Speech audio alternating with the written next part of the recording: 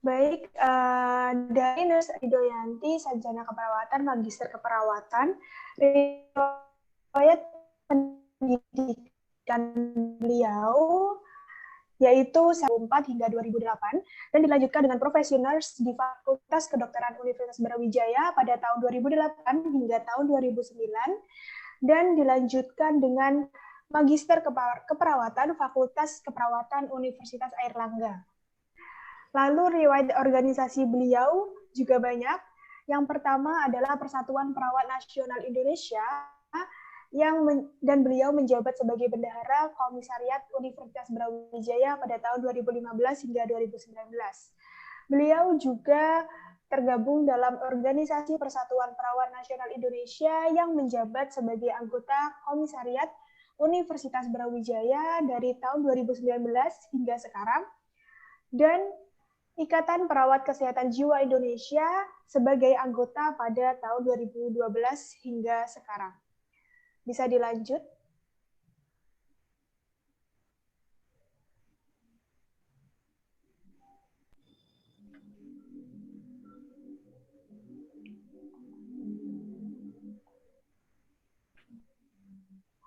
Baik, sekian CV dari Nurse Rida. Mungkin langsung saja kami persilahkan kepada Nurse Rida untuk menyampaikan materi yang kedua. Waktu dan layar kami persilahkan. Baik, terima kasih Mbak Iin. Selamat pagi. Assalamualaikum warahmatullahi wabarakatuh. Waalaikumsalam warahmatullahi wabarakatuh. Masih semangat ya semuanya? Ada ice break ya ini ya, Mbak Iin. Langsung ya, saking ini ya, semangatnya masih luar biasa pagi ini. Tadi juga dapat pencerahan dari Dr. Ratri yang luar biasa. Baik, saya akan izin untuk share screen. Apakah sudah terlihat di layar? Sudah, Bu. Baik, terima kasih. Saya ucapkan terima kasih banyak kepada Yayasan Parahita, Bu Elvira, seluruh teman-teman panitia, seluruh teman-teman Odapus dan keluarga, pemateri atas kegiatan pengabdian masyarakat pada hari ini yang menurut saya cukup luar biasa. Jadi satu pencerahan tersendiri, bukan hanya untuk teman-teman Odapus dan keluarga, tapi juga untuk kita, ya. Baik, hari ini saya akan mencoba untuk membagikan satu materi, yaitu tentang dukungan psikososial pada teman-teman Odapus dan juga keluarga selama masa pandemi. Baik, kenapa satu topik ini penting gitu ya untuk kita sampaikan, untuk kita bagi pada teman-teman Odapus dan juga keluarga. Karena yang pertama adalah Odapus dan keluarga selama masa pandemik ini pasti akan mengalami ketakutan, cemas, kekhawatiran ya. Apalagi sebagian besar aktivitas kita itu sekarang banyak dilakukan di rumah begitu ya. Pasti akan merasakan beberapa hal seperti ketegangan, kemudian yang disampaikan oleh Dr. Ratri tadi ya, emosinya negatif ya, jadi muncul perasaan sedih, ya, takut, mungkin marah gitu ya. Terus kemudian ada pikiran negatif juga dan ditunjukkan juga dalam perilaku ya, perilaku yang negatif. Dan juga beberapa dari kita mungkin yang biasanya berkumpul dengan teman-teman secara langsung itu sekarang sudah mulai membatasi diri itu ya. Jadi muncul relasi negatif. Nah, hal-hal itu tadi itu akan memicu produksi hormon kortisol atau yang biasa disebut dengan hormon stres ya. Dan itu tadi akan menyebabkan terjadinya penurunan daya tahan tubuh. Ya, sehingga yang mungkin awalnya sebelum masa pandemik sebetulnya sudah ada stres itu sepanjang hidup, sepanjang kita bernafas akan ada saja stres begitu ya. Meskipun kadarnya berbeda begitu. Sebelum masa pandemik mungkin levelnya bisa dikatakan misalnya ringan gitu ya. Selama masa pandemik ini mungkin sedikit lebih berat begitu. Tapi alhamdulillah tadi yang disampaikan oleh Bu Elvira di awal ya, ternyata teman-teman di Yayasan Parahita berdasarkan hasil penelitian ya yang dilakukan oleh teman-teman, ternyata selama masa pandemik ini tingkat cemas ya yang dialami berada pada level ringan begitu ya. Harapannya itu bisa bertahan ya, jangan sampai jatuh pada level yang berat bahkan panik begitu ya, atau justru bisa diminimalisir ya. Jadi rasa cemas itu tadi bisa dikontrol ya. Nah, ketika terjadi penurunan imunitas atau daya tahan tubuh, maka baik itu teman-teman Odapus, keluarga kita gitu ya, itu akan beresiko untuk tertular COVID-19 ya. Oleh karena itu penting dukungan psikososial ini bisa dilakukannya melalui peer support group atau kelompok-kelompok dukungan dengan teman-teman yang mengalami hal yang sama seperti teman-teman di Yayasan Parahita dan yayasan yang lain ya. Ini bisa mulai diaktifkan lagi melalui media daring gitu ya. Dan harapannya nanti selama 2 hari ini ada skill atau latihan yang nanti bisa dijadikan habit gitu ya, kebiasaan oleh teman-teman secara pribadi maupun di yayasan ya, di peer support group di kelompok tersebut sehingga langgeng, sehingga bisa jadi satu kebiasaan yang memberikan manfaat, yang saling mengingatkan begitu antara satu anggota yang lain dengan keluarga begitu ya. Kenapa hal ini penting? Karena bertujuan adalah untuk melindungi ya, untuk meningkatkan kesejahteraan psikologis ya, dan atau mencegah serta menangani masalah-masalah yang muncul selama masa pandemik ya. Misalkan yang paling sering adalah ansietas atau kecemasan gitu ya.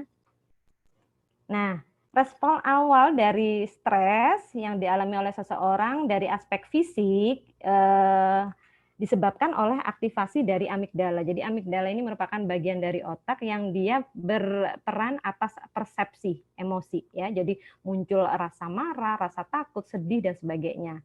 Yang kemudian bisa menghasilkan hormon kortisol yang di situ akan memicu terjadinya penurunan daya tahan tubuh. Nah, respon awal terhadap stres tadi itu akan mengaktifasi ya sistem saraf simpatis dan memproduksi katekolamin sehingga yang awalnya dia kondisinya mungkin sehat begitu ya, akan muncul beberapa gejala seperti peningkatan tekanan darah ya, denyut jantung ya, frekuensi nafasnya juga meningkat, terjadi peningkatan metabolisme aliran darah ke otot, ketegangan otot ya, kemudian beberapa mungkin muncul peningkatan kelenjar keringat dan juga mengurangi aktivitas pencernaan ya, sehingga beberapa gejala akan muncul selama masa pandemi. Nah, ini adalah beberapa aktivitas yang bisa dilakukan ini kalau selama masa pandemi kita bisa lakukan dengan menggunakan media daring ya, menggunakan Zoom seperti hari ini. Nah, bagaimana cara menciptakan kondisi fisik yang rileks begitu ya, jauh dari stres gitu ya. Kita coba untuk membiasakan diri melatih beberapa hal berikut ini ya. Jadi saya kira teman-teman Odapus dan juga keluarga mungkin sudah melakukan gitu ya. Cuman belum langgeng, belum rutin ya. Belum rutin dilakukan, belum istiqomah ya. Jadi yang pertama contohnya adalah seperti latihan tarik nafas dalam ya. Latihan tarik nafas dalam bisa dilakukan dengan menggunakan beberapa langkah berikut. Yang pertama adalah kita ambil posisi nyaman ya, sambil duduk atau tiduran. Terus kemudian kita menarik nafas dari dalam hidung ya, bisa dengan mengucapkan bismillah dari dalam hati. Kemudian ditahan sebentar 2 sampai 3 detik dan keluarkan perlahan-lahan lewat mulut ya. Ini ketika mengeluarkan bisa mengucapkan hamdalah ya, bisa mengucapkan istighfar dari dalam hati. Nah, aktivitas ini bisa diulangi misalkan setiap selesai sholat gitu. Jadi kalau sehari bisa dilakukannya 5 kali ya. Nanti teman-teman bisa rasakan manfaat ketika rutin melakukan aktivitas latihan tarik nafas dalam ya. Jadi kita bisa kombinasi dengan spiritual approach gitu ya, dengan pendekatan spiritual ya. Zikirnya bisa dimasukkan dalam aktivitas seperti ini ya, dilatih rutin 3 sampai 4 kali, boleh lebih ya. Bisa pada saat bangun tidur, akan tidur atau pada saat selesai sholat wajib ya. Ini bisa kita latih. Terus kemudian yang kedua adalah relaksasi otot progresif. Sebetulnya latihan ini akan komplit disampaikan besok oleh Bu Elvira dan juga Bu Nurul ya. Oleh karena itu jangan lupa besok langsung join di Zoom, kita latihan ya. Jadi prinsipnya pada relaksasi otot progresif itu adalah mengencangkan dan mengendurkan otot ya, dari kepala sampai kaki ya. Terus kemudian yang kedua yang perlu diperhatikan, ini dapat dilakukan secara keseluruhan oleh teman-teman Odapus dan juga keluarga, kecuali kondisi yang tidak memungkinkan dan dilakukan secara bertahap ya. Jadi tidak sekaligus gitu ya. Kalau teman-teman Odapus merasa kelelahan di tengah-tengah aktivitas relaksasi otot progresif, ini bisa dilakukan dalam beberapa tahap ya. Kemudian yang ketiga, manfaat yang paling penting adalah untuk merilekskan otot tubuh ya, mengurangi ketegangan otot ya. Terus kemudian mempercepat istirahat atau tidur. Tidurnya jadi lelap ya, bangun tidur enggak ngerasa capek ya, dan juga menstabilkan tekanan darah ya. Jadi kalau yang hipertensi dia akan menurunkan tekanan darah. Nah, dukungan psikososial pada teman-teman Odapus dan keluarga selama masa pandemik ini tentu yang harus kita perhatikan. Yang pertama adalah kontinuitas perawatan dan pengobatan. Jadi bukan berarti terus kemudian selama masa pandemik ini off gitu ya, libur, tidak melakukan pengobatan gitu ya, atau tidak datang ke dokter yang selama ini merawat. Oh tidak, tentu perawatan dan pengobatan tetap harus dilanjutkan ya, tetap dilakukan. Terus yang kedua, protokol kesehatan wajib diterapkan secara ketat ya. Kemudian yang ketiga, keluarga atau caregiver dari teman-teman Odapus harus tetap menghormati, respect ya. Kemudian menghargai dan memperhatikan serta melibatkan teman-teman Odapus dalam aktivitas sehari-hari ya. Misalkan membersihkan rumah, memasak gitu ya dan sebagainya. Dan tetap memperhatikan jarak sosial dan juga jarak fisik. Kemudian yang selanjutnya adalah mendapatkan informasi yang benar tentang wabah COVID-19. Ini penting ya. Kemudian selanjutnya adalah berlatih emosi positif dan pikiran positif yang nanti akan berdampak pada perilaku yang positif. Kemudian yang selanjutnya adalah kita pertahankan komunikasi dengan anggota keluarga, silaturahim ya, dan komunikasi dengan tenaga kesehatan melalui berbagai media. Kalau yang selama ini kita sering gunakan adalah grup chat begitu ya. Kalau misalkan dilakukan secara langsung atau luring, tetap kita harus perhatikan jarak fisik dan jarak sosial ya. Selanjutnya adalah yang paling penting, selain kita memperhatikan aspek psikologis, kita tentu yang harus senantiasa kita jaga adalah imunitas kita ya, atau daya tahan tubuh kita ya. Jadi tetap diingat-ingat gitu ya alarmnya teman-teman Odapus dan juga keluarga.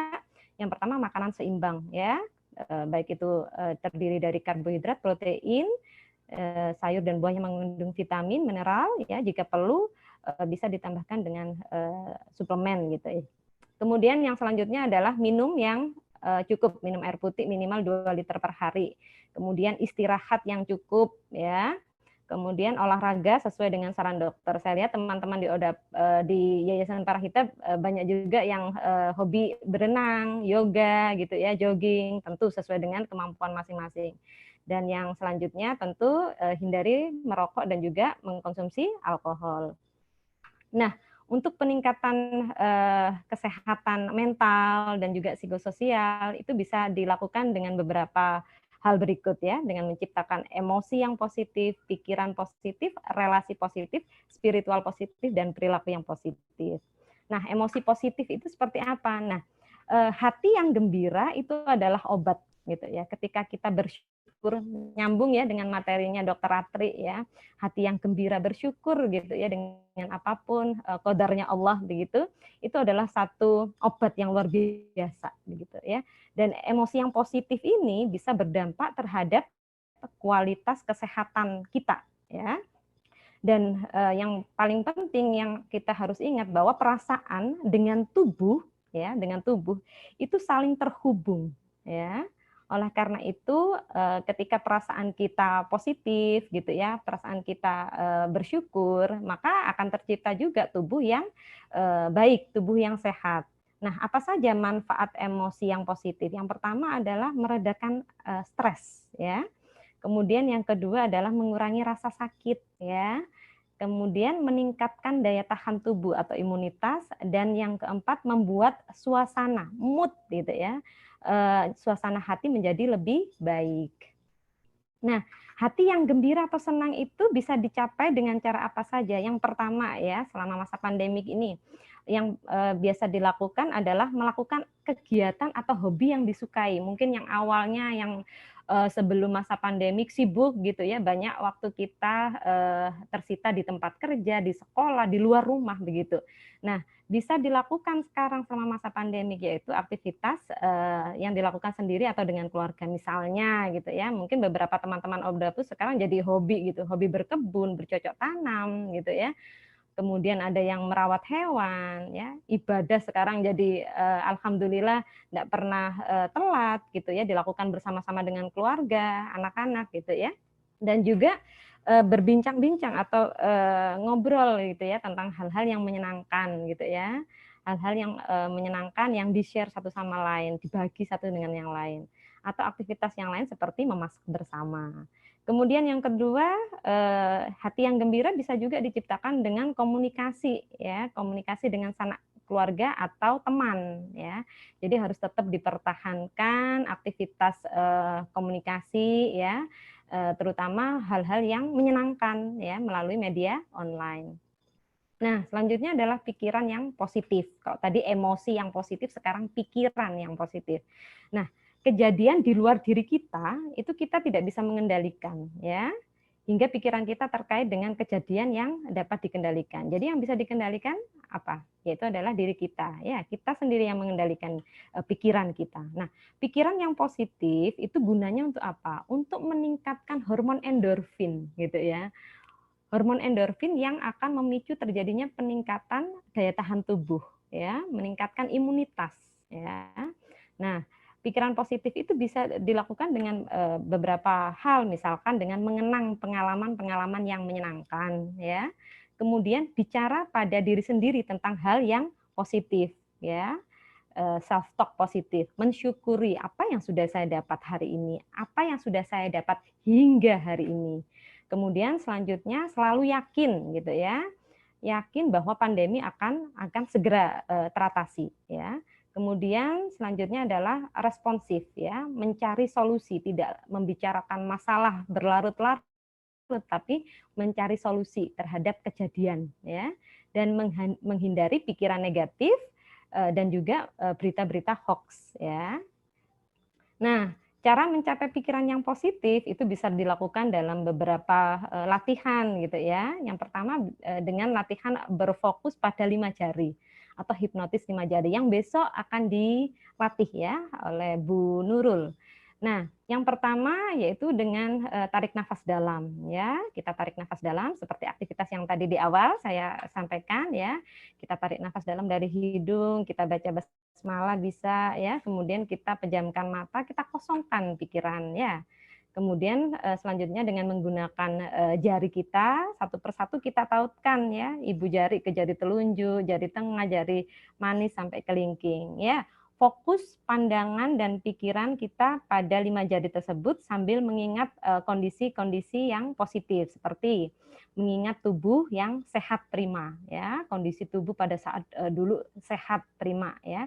Kemudian mengingat orang-orang yang sayang, orang-orang terdekat, anak-anak kita, keluarga kita, ibu bapak kita gitu ya. Terus kemudian yang selanjutnya adalah mengingat pujian atau penghargaan, pujian dari orang terdekat gitu ya, dari keluarga, saudara, anak gitu ya, yang pernah dirasakan. Dan selanjutnya adalah mengingat tempat indah yang pernah dikunjungi. Ya, ini latihan lebih lengkapnya besok akan dilatih. Nah, selanjutnya selain dengan berfokus pada 5 jari, latihan untuk berpikir positif bisa dilakukan dengan thought stopping gitu ya, atau menghentikan pikiran ya. dilakukan jika ada pikiran yang mengganggu, ya, bukan pikiran yang negatif saja, pikiran positif bisa saja kemudian mengganggu, ya. Jadi misalkan pada saat kita sedang dirawat di rumah sakit, kita mengingat anak kita itu positif. Tapi kalau kemudian berlarut-larut kita berpikir terus-menerus tanpa mengetahui solusi apa yang bisa dilakukan, maka pikiran tersebut bisa mengganggu, ya, proses perawatan.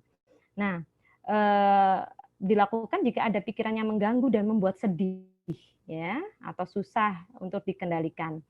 Dilatih dengan mengendalikan pikiran dengan mengatakan stop, ya, atau istighfar dari dalam hati pada pikiran yang mengganggu. Nah, ini langkah-langkahnya mudah sebetulnya, ya.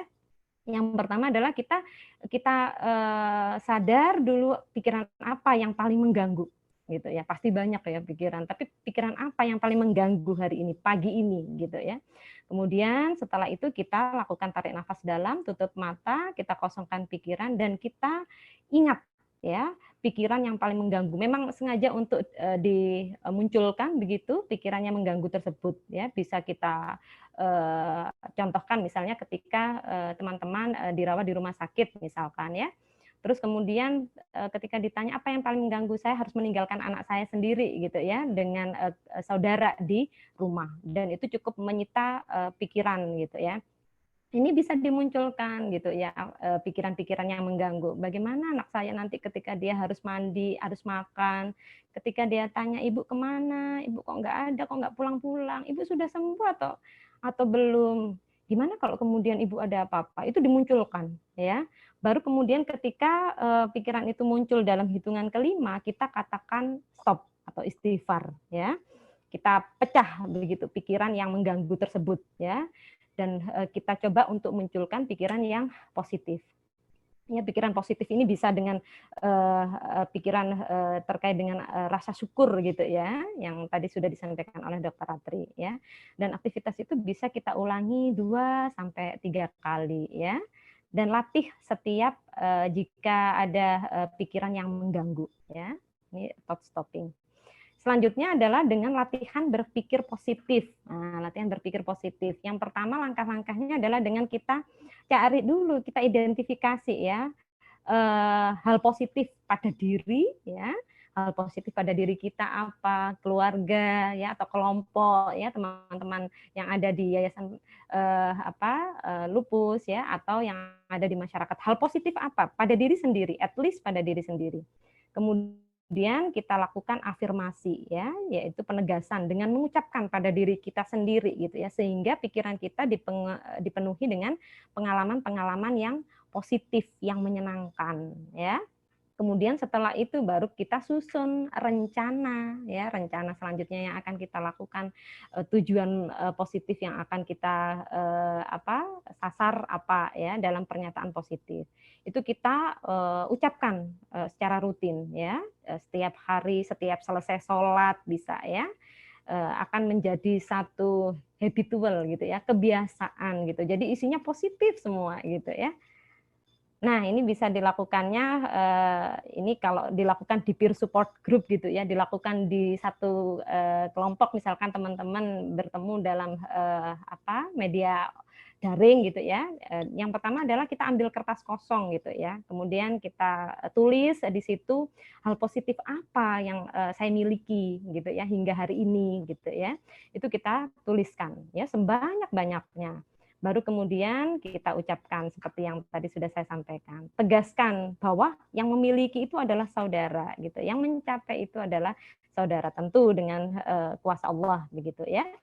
Nah, kemudian kita ambil kertas juga untuk kita tulis tujuan kita apa gitu ya, planning atau rencana kita dalam waktu dekat ya atau dalam waktu jangka panjang itu apa gitu. Itu kita latih ya.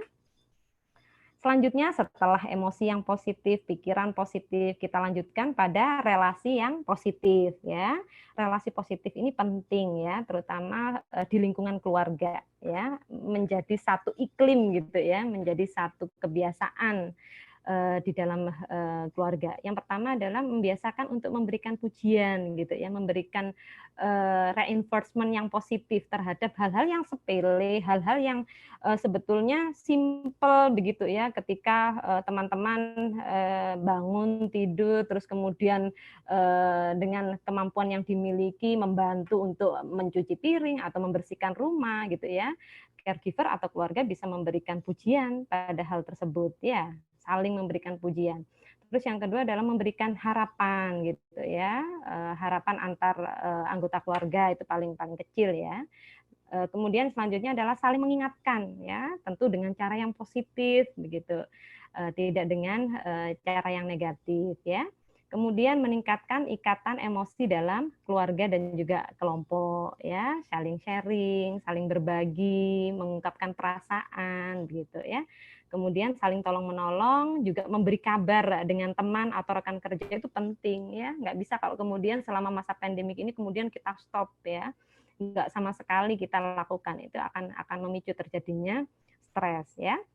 Kemudian menghindari diskusi tentang hal-hal yang negatif ya. Jadi kalau sudah ada yang memulai membicarakan tentang hal yang negatif langsung stop begitu ya.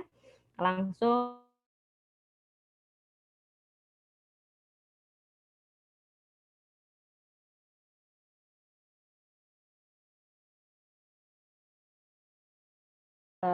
dengan penuh semangat menyampaikan ya, selamat pagi.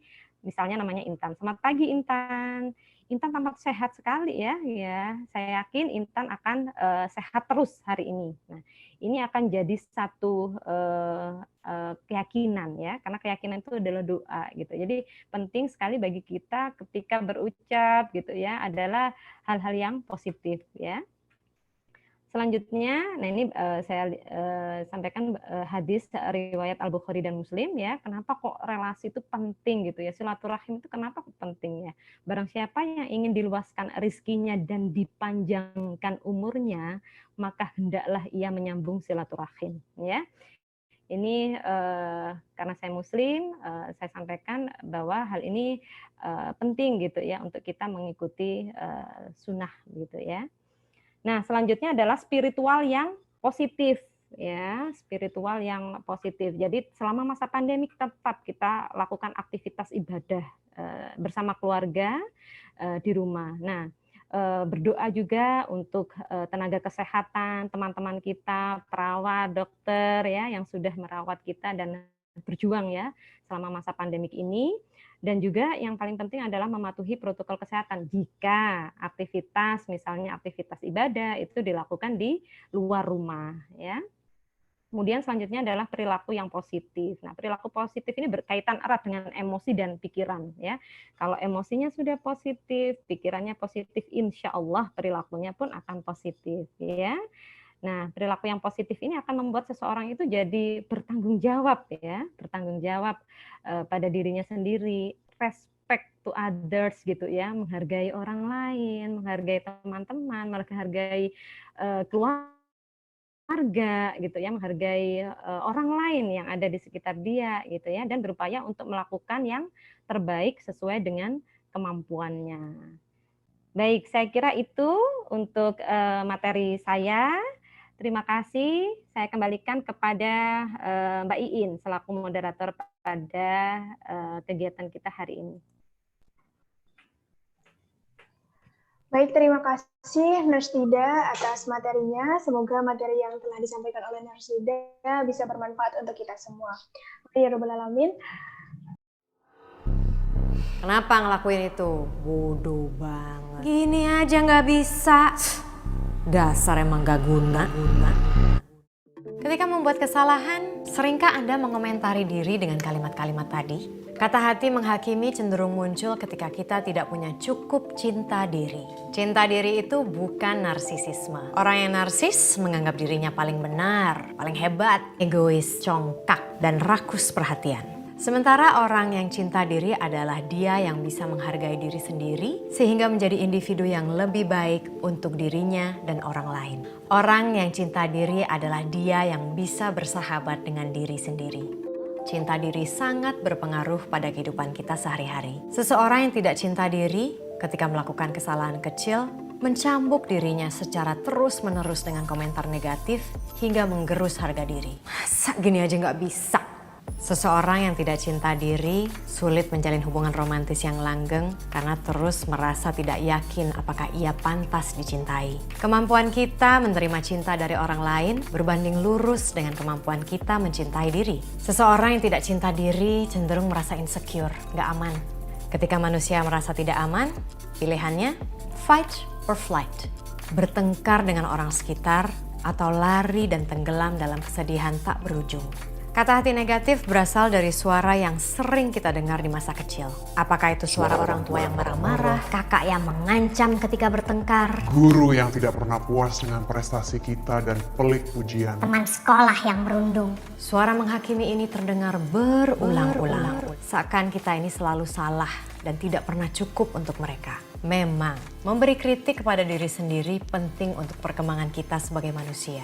Namun kerap suara kritik itu terlalu keras, bahkan destruktif.